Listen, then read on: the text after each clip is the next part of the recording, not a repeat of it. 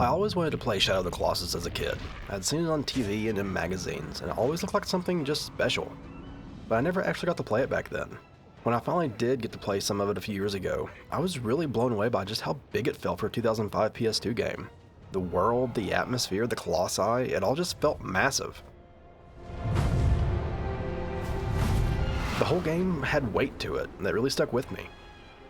So what was Shadow of the Colossus?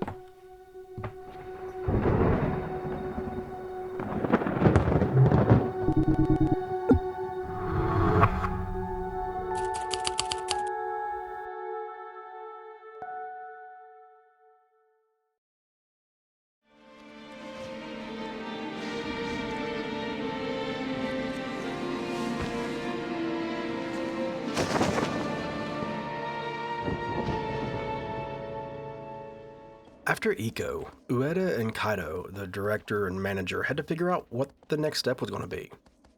They had a few ideas floating around, and the one that became Shadow of the Colossus was the one they kept coming back to because it felt grand. They wanted something bigger in scale, something that carried more physical weight, that would land as a full experience the second you played it.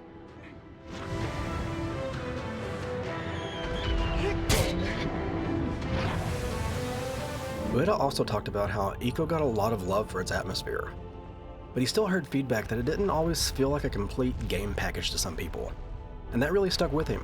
So when this project started forming, there was a clear push towards making something more immediate, more mechanically centered, while still keeping the Team Ico identity intact.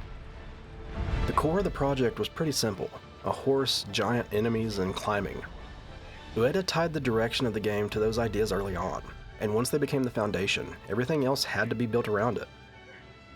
The Colossi, they were the structure. The whole game exists to support those encounters, and once you commit to that, the entire development becomes a different kind of challenge. These weren't your typical bosses. They had to be creatures the player could physically interact with. Climbable, believable, built in a way that held up moment to moment. On PS2 hardware, that meant the technical ambition and the design ambition were tied together from the beginning.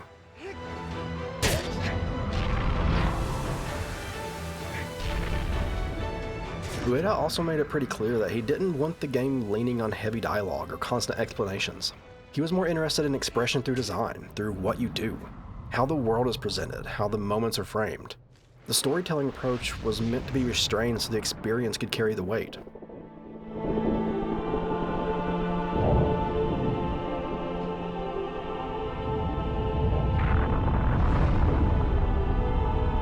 So when you step back and look at why this game exists, it's pretty clear.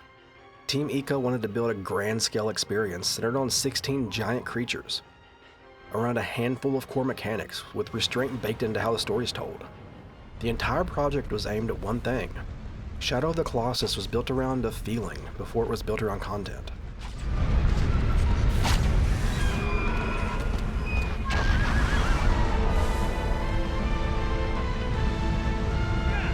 Once you really understand what they were going for, the Forbidden Land starts to make a bit more sense. This world feels separated from everything else, like it's sitting out there on its own, untouched. You're moving through it with one goal, and the land keeps you locked into that.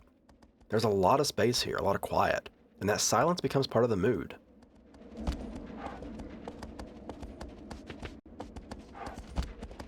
You ride for these long stretches with almost nothing competing for your attention. It's just you, Agro the horse, and the landscape changing around you. And after a while, you start noticing what that distance is doing. It gives everything time to settle in. These huge open fields, long stretches of rock and grass, water cutting through valleys, roads that look like they used to lead somewhere important. The terrain keeps shifting as you move, and you get enough time to actually take it in. Routes start feeling familiar without you even trying to remember them.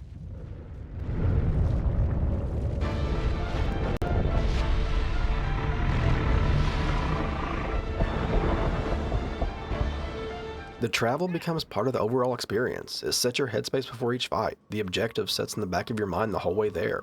The approach starts building anticipation way before you ever even see the next Colossus. After a while, the land really does start to feel ancient, because you keep running into ruins, shrines, bridges, stone structures half swallowed by the landscape, broken walls that hint at old borders, these paths that look worn down from people passing through long ago. It feels like it carries a lot of history. You see it and feel it, and you keep moving. That's where the forbidden vibe really locks in for me. The place has a sealed off feeling to it, like it's been cut away from the rest of the world for a reason. The atmosphere carries this sense that something was left here on purpose, and the land has been sitting with it for a long time. But with all that emptiness, the world still feels alive. There's wind moving through the grass, birds cutting across the sky, lizards running across rocks. The land has a pulse, even with no real human presence in it.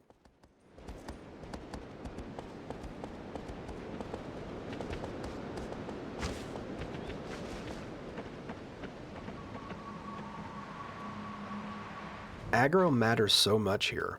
He gives the silence a companion. You're watching him react to the terrain, guiding him through these tight paths, cutting across this massive stretch of land together. Even that simple rhythm of riding keeps the loneliness grounded. The land keeps you locked into the goal and gives the silence enough room to build anticipation, so by the time you reach the next Colossus, it feels like an event.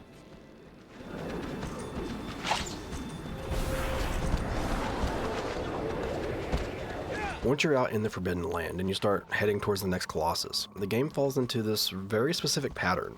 You track the next one down, you figure out how you're supposed to approach it, and then the fight turns into this whole process of getting on, staying on, and making it to the sigil.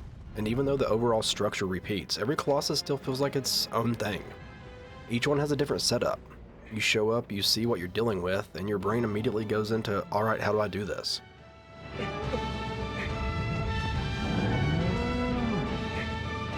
A lot of that starts with just getting to the fight. You use the sword to catch the light, and it points you the right way. It leads you into the area where the Colossus is. So that already feels like you're hunting it down. Then you get there and it finally shows up. Once you actually see it, the first part is always observation. You move around it a little, you watch how it walks, watch how it reacts to you when you get close, and look at what's around it. You're trying to answer one question: where's the route?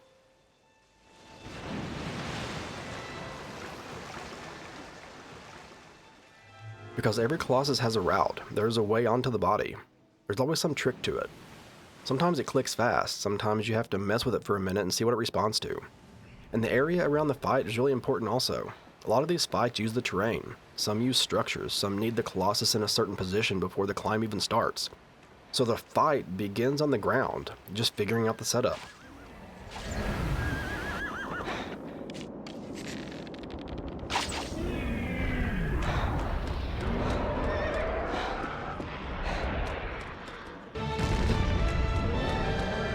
Once you're on the Colossus, timing takes over.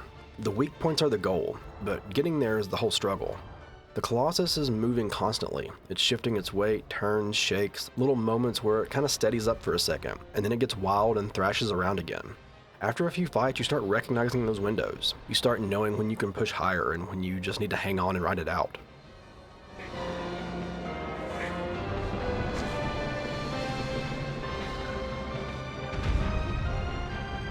A lot of the fights fall into this rhythm.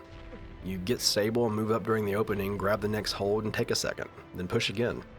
And once you finally reach the sigil, that's when the stabbing starts feeling like the payoff.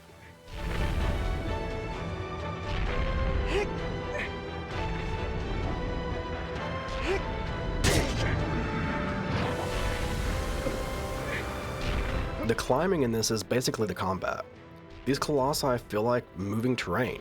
There's fur patches, stone plates, ridges, horns, armor seams, whatever you can grab onto. Some spots feel solid, other spots feel slippery the second the Colossus moves.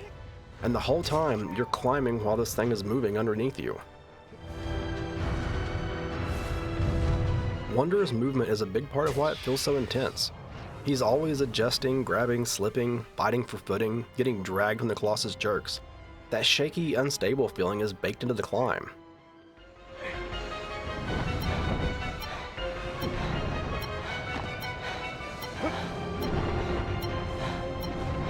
And then you have the grip meter. That's where the pressure really comes from. You're watching it drain while you hang on. You're deciding when to climb up and when to stop. Deciding when to rest. Or even when to go for a stab. Charging a hit costs a grip, so the big swings have weight to them. You feel the trade-off.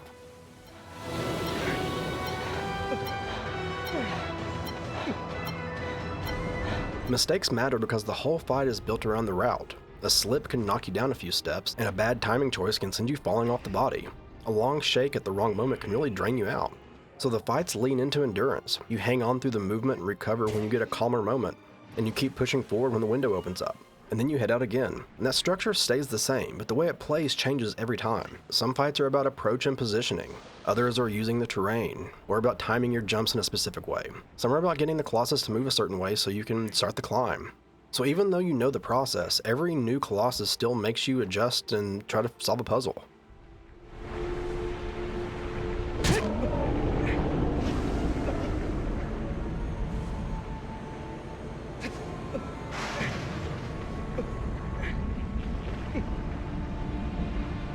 Aggro is really important here in some of the fights also. He helps you get in position, he helps you circle around and line things up, or keep pace with some of the faster Colossi. He keeps your attempts moving so the fight stays active.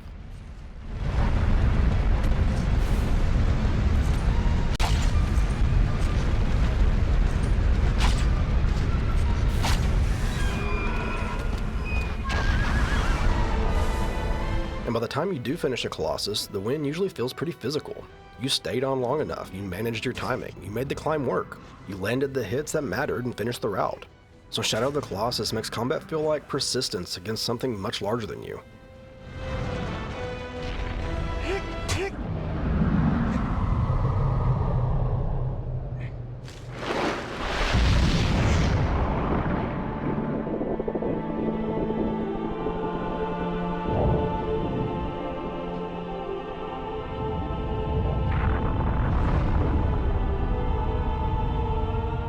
Hey, just real quick, thanks for hanging out with me for a little bit. If you're enjoying the video, consider subbing.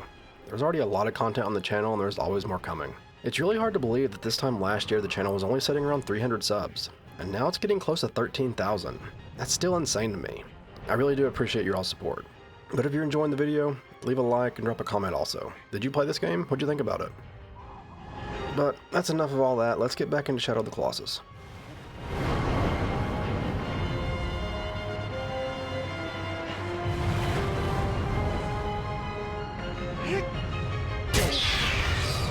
A lot of games treat a boss like a villain by default. It shows up, the music hits, you fight, you win, and the game gives you this clean rush of good job, you beat the thing. Shadow of the Colossus frames these fights in a way that keeps messing with that feeling.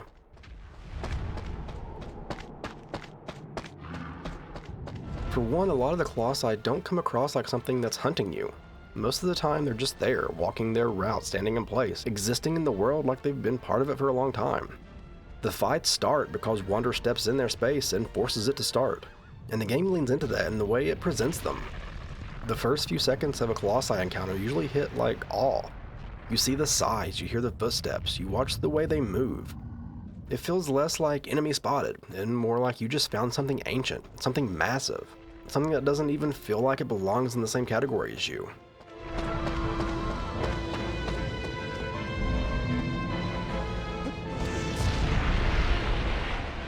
And then the music comes in, and that really matters in this whole situation.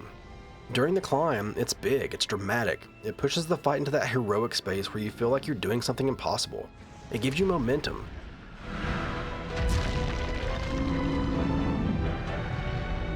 And then you win, and the game immediately changes the atmosphere. The Colossus falls, and that rush drops out. The music and energy shifts. The moment stops feeling like a victory, and starts feeling like aftermath. That's where the discomfort kind of creeps in, because the game doesn't give you the normal reward feeling you'd expect for taking down a big boss.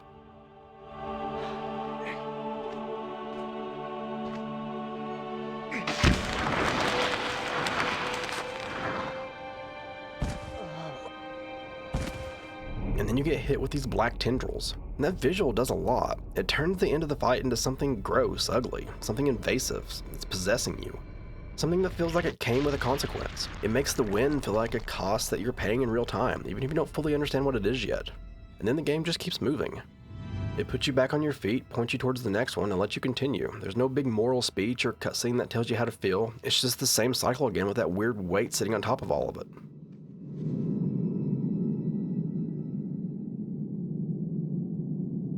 That's where the morally gray area feeling comes from for me. Because Wanderer's goal makes sense. He's doing all of this for Mono. He believes he has one shot to bring her back. So all this violence and fighting, it makes sense on a human level. But at the same time, the game keeps framing the Colossi in a way that avoids that clean enemy defeated feeling. They don't appear like evil monsters. They feel more like a presence. like old beings in an old place. And each time one goes down, the game makes sure you feel that drop afterward.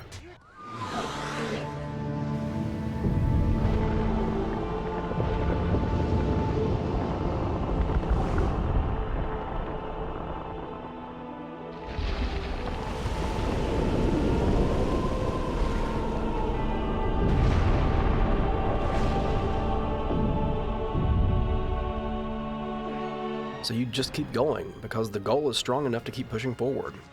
But each win lands with just enough discomfort that it never feels good. The game asks you to defeat the Colossi, but it never fully lets that defeat feel like you won something.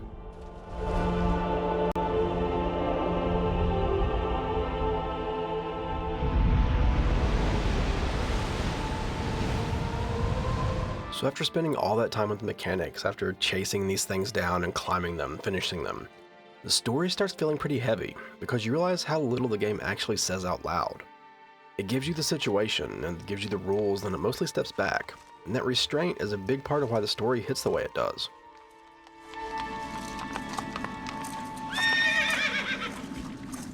Wanderer shows up at the Forbidden Land with Mono's body. He brings her across this massive bridge, carries her into the shrine of worship, and lays her on the altar. Right from the start, it feels like a ritual, like he's doing something that isn't supposed to be done.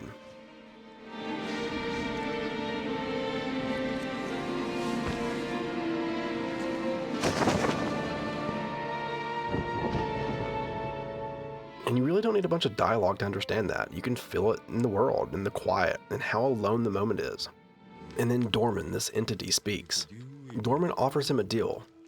Mono can come back, but Wanderer has to destroy the 16 Colossi. And even at the very beginning, the story has this weight in it because the cost is already there.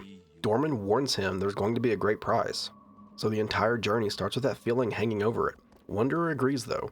And the game keeps the story pretty simple on the surface. It's basically a straight line, 16 Colossi, one goal, one promise. But the implications around it are massive, because Wanderer's motivations are easy to understand. He lost somebody, he's carrying her, he believes there's a way to undo it. That kind of desperation makes sense. And you can feel that devotion in how far he's willing to go. He crosses into a forbidden place, accepts a deal with a voice that even sounds ancient. He commits to killing 16 majestic creatures without hesitation.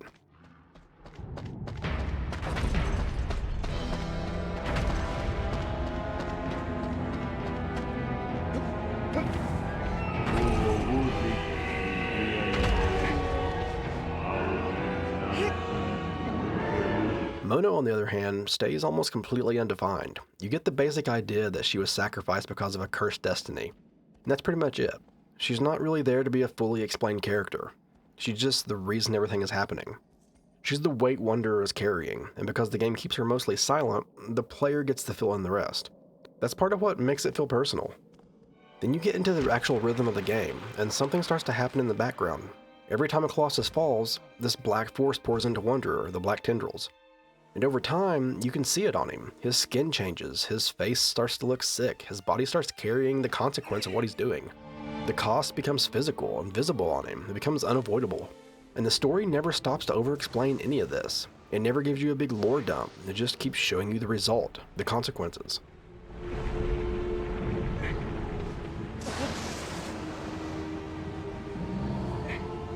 That's the thing about this narrative, it runs on implication. The game gives you a forbidden land, a promise, a list of targets, and a body that keeps changing. And then it gives you just enough characters to frame what all this means.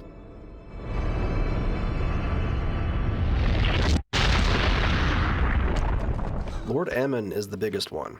He represents the outside world's understanding of what this place is. The taboo. He represents the warning that Wanderer ignored.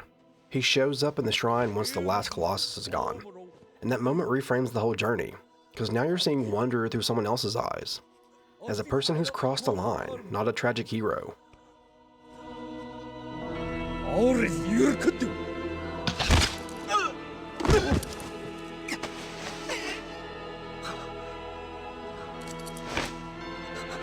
And once that final step happens, the story turns into consequences coming due. Dorman's full presence takes over Wanderer.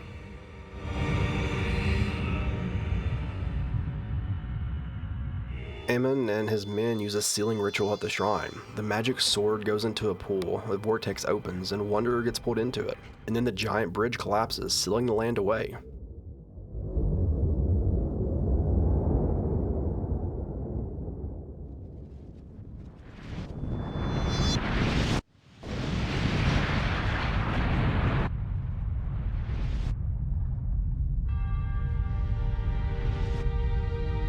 Mono wakes up. That's the part that always lands in a weird way, because the promise gets fulfilled, but the cost still stands. Wanderer is gone, the land is sealed, and the ritual ends with a win and a loss sitting right on top of each other.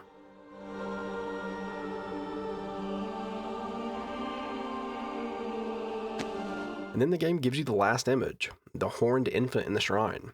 Mono finds him, and the final moment is her carrying him into the secret garden.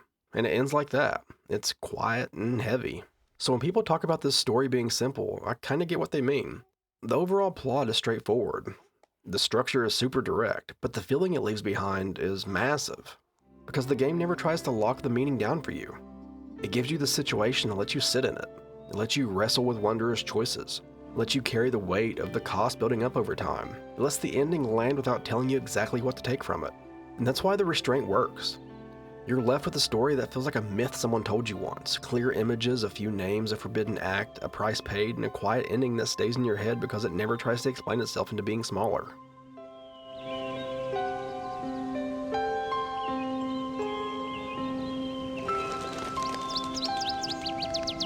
So when Shadow of the Colossus came out in 2005, it landed at a really interesting time. The PS2 era was packed with games trying to do a lot. Big worlds, long campaigns, tons of systems, tons of content. And then Shadow of the Colossus shows up and feels different. It feels like it's playing in its own ballgame. And people picked up on that really fast. Critically, it hit hard. Reviews are strong pretty much everywhere. It ended up around 91% on game rankings, which put it up there with the biggest games of that year. Famitsu gave it a 37 out of 40, and places like IGN were treating it like something you had to experience.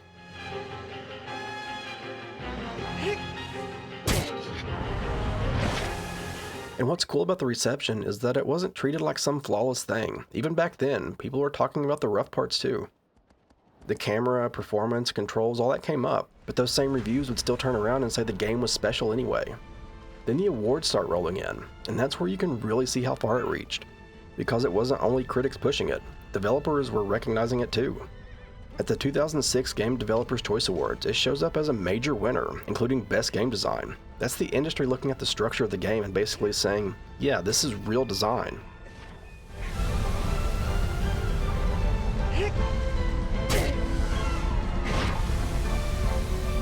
And at the DICE Awards, it won for art direction and visual engineering, with nominations across a lot of other categories too.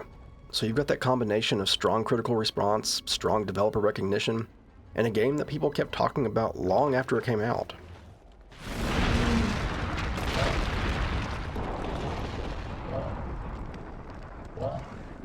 Then over time, it started showing up in places most games just never reach. It kept getting pulled into the games as art conversation. The New Yorker wrote about Ueda's work in a way that treats it like a real cultural thing, not just entertainment. The Ringer talks about Ueda's games as part of that early wave that helped push the idea that games can hit people emotionally the same way films and books do.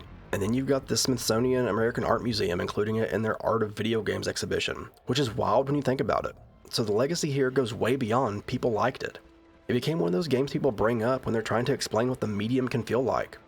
And I think the reason it stuck comes down to identity. People remember the feeling of this game as much as the story. They remember the scale, the silence, the space. They remember what it felt like reaching a Colossus and climbing it. It leaves an impression that doesn't fade just because you finished it.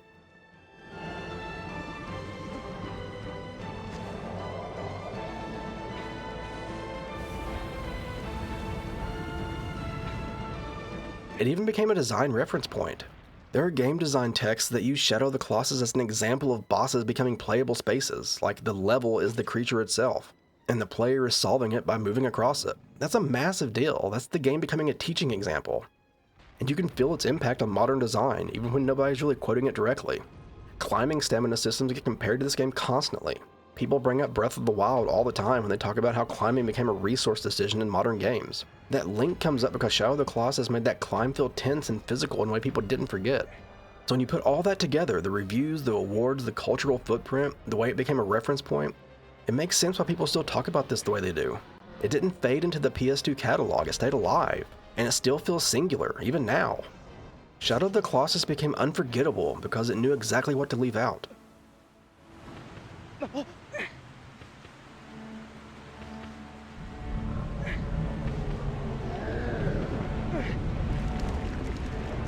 Alright, that's going to do it for Shadow of the Colossus. If you enjoyed hanging out with me for a bit, make sure you hit subscribe. There's already a ton of videos on the channel and there's always more coming. And real quick, if you're on mobile, consider hitting the hype button if you like the video. It gives the video hype points and it essentially tells the algorithm, hey, this video is good, more people should see it. It's only available for the first 7 days of the video's life, so if you're catching this after that, a like still really goes a long way. But I also want to shout out the Save Room members. I can't express how much I appreciate you all that you want to support the channel in that way. And also a big thank you to everyone who came through the Shadow of the Colossus streams and supported it with super chats. All that support really does mean a lot to me. And as always, if you've got thoughts on the game, drop a comment. Did you play it back in the day, or was it a first time thing later on like me? What Colossus stuck with you the most? But thanks again. As always, I'll see y'all later.